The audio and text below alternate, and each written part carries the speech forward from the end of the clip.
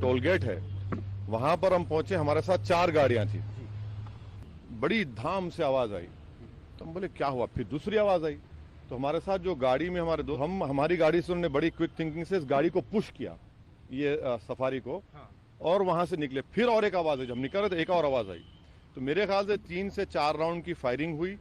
हमारी गाड़ी के लेफ्ट साइड के ऊपर 2 होल्स के निशाने, एक गोली शायद, और एक निशान है लेफ्ट साइड। बात कहो, और सबसे बड़ा जिहाद तो अल्लाह के नबी ने यही बताया है, अफजलुल जिहादी कलिमतुल हक, हक बात बोलना सबसे बड़ा जिहाद है, और सबसे बड़ा जिहाद बादशाह के सामने हक बात कहना। दुनिया में ऐसे बहुत से लोग गुजरे हैं कि तुम पर हमला करने वाला है तो तुम मेरी बात को मानोगे या नहीं मानोगे करते। अल्लाह के नबी ने भी तो यही कहा था। इमाम मालिक का तसव्वुर देखो, इमाम मालिक कैसे कोड़े मारे गए थे, उनको हाथ पैर शल पड़ गए थे, इतना मारा कि दोनों हाथ उठते नहीं थे। जुर्म क्या था? सिर्फ इतना कि उस जमाने के बादशाह को किसी गरीब की बीवी पसंद आ गई थी, और वो बड़ी खूबसूरत थी। उसने सारे मौलवियों को बुलाया और कहा कि ये औरत पर मेरी नीयत खराब है, बताओ ये औरत मेरी कैसे बनेगी। कहा ये तो बहुत बुरी बात है भाई, किसी की बीवी को आप अपना क्यों बनाना चाहते हैं। उसने दिरहमो दीनार की थैलियां फेंकी। मौलवियों ने कहा ये तो बहुत आसान है। देख रहे हैं पैसों में मसले भी बदले जाते हैं। कहा क्या है? कहा आप पावर में हैं, आप उस आदमी की गर्दन पर तलवार रखवा दीजिए, बस कत्ल मत कीजिए, और तलवार रख कर कहिए अपनी बीवी को तलाक दे वरना गर्दन उड़ा दूंगा, और वो तलाक दे देगा। तलाक देगा, वो इद्दत गुजारेगी, आप उससे शादी कर लीजिए। ऐसा ही हुआ। पहले सीधे समझाया, गरीब आदमी ने कहा वाह साहब मेरी बीवी कोई परेशानी नहीं, हम क्यों तलाक दे दें। फिर ज़बरदस्ती की गई और मजबूर किया गया, तलवार की नोक पर उससे तलाक ली गई। बीवी कहती है मेरे प्यारे शौहर, मैं हमेशा से दिल से आपकी थी और आप ही की रहूंगी, लेकिन आपकी गर्दन उड़ा दी जाए मुझे ये भी गवारा नहीं है।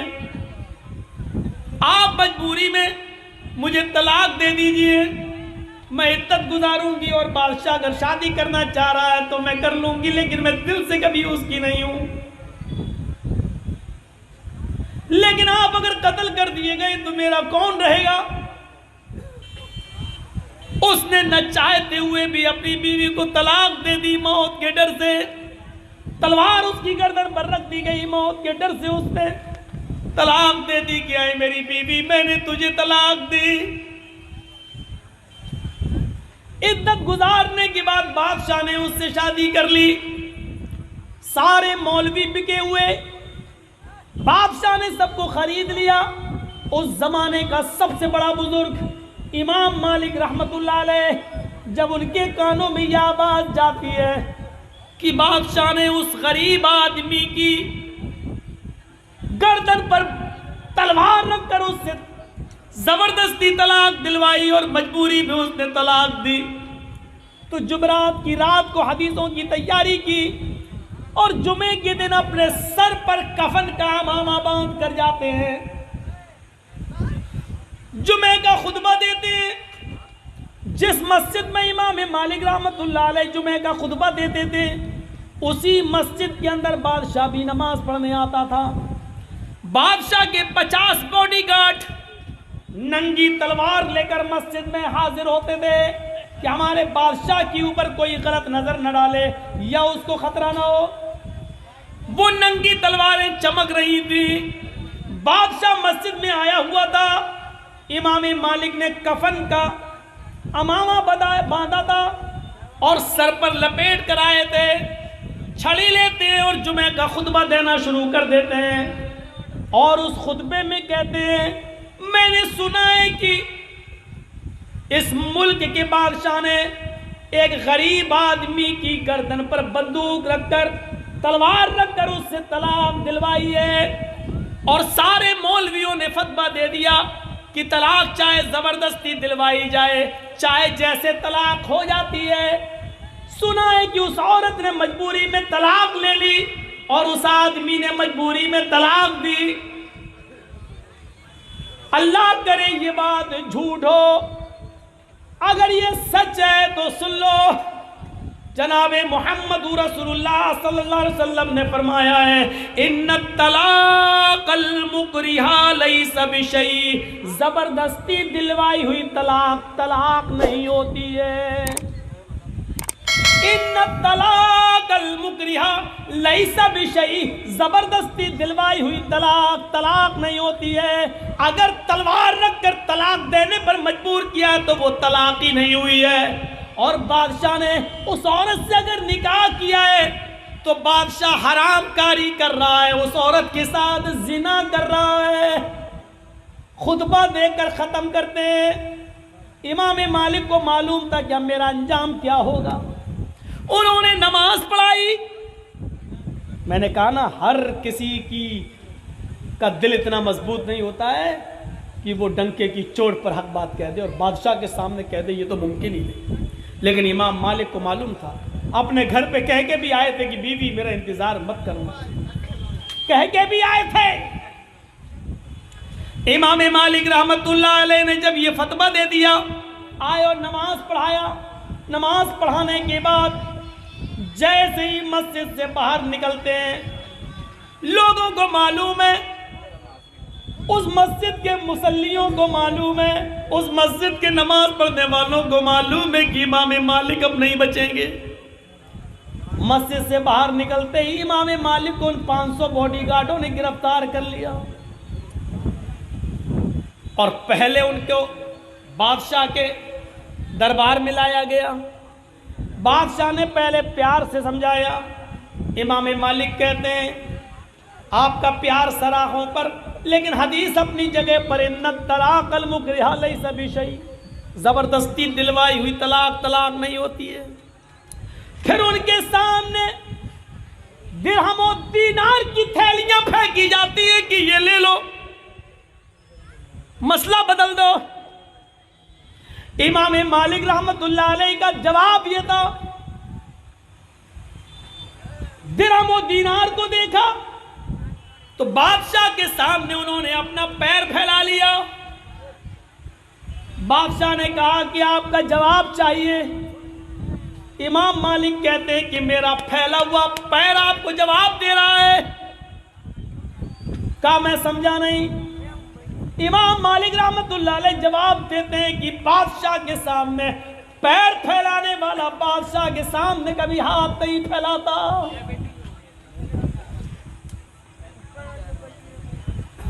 تمہارے تو ووٹ 1,000 روپے میں بک جاتے ہیں، تمہارا تو ایمان 1,000 روپے میں بک جاتا ہے۔ کورٹ میں جھوٹی گواہیاں تم 100 200 روپے لے کر دے دیتے ہو، اپنا ایمان نہیں بچا پاتے۔ ووٹ تک بیچ دیتے ہو، ووٹ 500 روپے لیا فلاں پارٹی کو دینا، معلوم ہے اس سے نقصان ہے، پھر بھی ہم دیتے ہیں۔ جن کے ووٹ 500 اور 1000 روپے میں بک جائیں، ارے تم سے اچھی قیمت تو اس کتے کی ہے جو کم سے کم 10,000 روپے میں خریدا جاتا ہے۔ 10,000 روپے میں اس کتے کی قیمت 10,000، تمہاری قیمت، تمہارے ضمیر کی قیمت 1,000، کتوں سے بھی سستے ہیں آج ہمارے ضمیر، ہمارے دل کتوں سے بھی زیادہ سستے ہیں۔ بادشاہ نے کہا اب ان کو باندھ دو، باندھ دیا گیا۔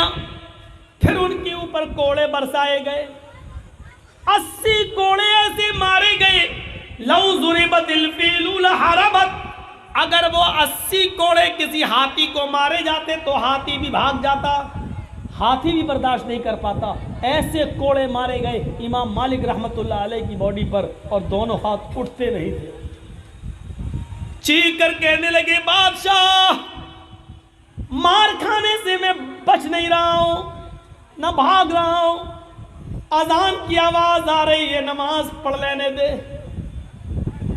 ٹھیک ہے، ایک آدمی نے ان کو وضو بنوایا، نماز پڑھنے کے لیے کھڑے ہوتے ہیں اسی بادشاہ کے دربار میں، لیکن ہاتھ اٹھنے کے لائق نہیں ہے، اتنا مارا گیا ہاتھ میں کہ دونوں ہاتھ زمین پر لٹکے ہوئے اڑ نہیں رہے، شل پڑ گئے۔ ایسے ہی بولتے ہیں اللہ اکبر، ہاتھ لٹکے ہوئے کیونکہ اٹھ ہی نہیں رہے۔ آپ نے دیکھا ہوگا، کبھی حج کرنے گئے ہوں گے مکے میں یا مدینے میں، بہت سے لوگ ہاتھ چھوڑ کے نماز پڑھتے ہیں، دونوں ہاتھ نیچے کر کے۔ کیوں؟ امام مالک کے ماننے والے ہیں، وہ کہتے ہیں کہ ہمارے امام نے نہیں باندھے تھے اس لیے ہم بھی نہیں باندھیں گے۔ یہ نہیں دیکھتے ہیں کہ امام مالک نے مجبوری میں نہیں باندھے، ان کو بادشاہ نے مارا تھا، کوڑے مارے تھے، اس لیے ان کے ہاتھ اٹھتے ہی نہیں تھے۔ اب جب اٹھ ہی نہیں رہا تو آدمی نماز کیسے پڑھے گا؟ کیسے؟ وہ مجبوری میں باندھے تھے امام مالک نے مجبوری میں چھوڑے، تم جان بوجھ کے چھوڑ رہے ہو۔ اس کے بعد میں پھر ان پر کوڑے برسائے گئے۔ جب دیکھا گیا کہ کوڑے کھانے کے بعد بھی یہ نہیں مانتے تو کہا ان کو مارنا تو بیکار ہے، ان کی جان نہ لی جائے۔ ان کے پیروں میں بیڑیاں ڈال دی گئیں، منظر دیکھنا، حق بات بولنے کا رزلٹ دیکھو۔ ان کے پیروں میں بیڑیاں ڈال دی گئیں، ہاتھوں میں ہتھکڑیاں ڈال دی گئیں، اور ایک گھوڑے کے اوپر ایسے ان کو ڈال دیا گیا، پیٹ کے بل ان کو ڈال دیا گیا، پیر اس طرف اور منہ اس طرف، ایسے پیٹ کے بل ایسے، پیروں میں پیروں میں بیڑیاں ہیں، ہاتھوں میں ہتھکڑیاں ہیں، اور ایسے ان کو گھوڑے پہ ڈال دیا گیا ہے۔ اور بادشاہ نے کہا پورے مدینے کے اندر ان کو گھماؤ اور اعلان کر دو کہ جس نے بھی بادشاہ کے خلاف اگر فتویٰ دیا اور بادشاہ کے خلاف زبان کھولی، اس کا یہی حال ہوگا جو میں نے امام مالک کا کیا ہے، یہی اس کے ساتھ کیا جائے گا، بلکہ اس سے بھی بڑی سزا دی جائے گی۔ ایک آدمی بادشاہ کا چمچہ گھوڑے کی لگام پکڑتا ہے، امام مالک کو اوندے منہ گھوڑے پر ڈالتا ہے اور مدینے کے چکر لگا رہا ہے، پوری بستی میں گھما رہا ہے، اور قربان جاؤ امام مالک رحمت اللہ علیہ کے ان جملوں پر، بستی میں گھومتے بھی جا رہے ہیں۔ بادشاہ کا چمچہ کہہ رہا ہے بادشاہ کی بات نہیں مانی اس لیے سزا ملی ہے، اگر کسی نے بھی سر اونچا کیا اور بادشاہ کے خلاف زبان کھولی تو اس کا یہی انجام ہوگا۔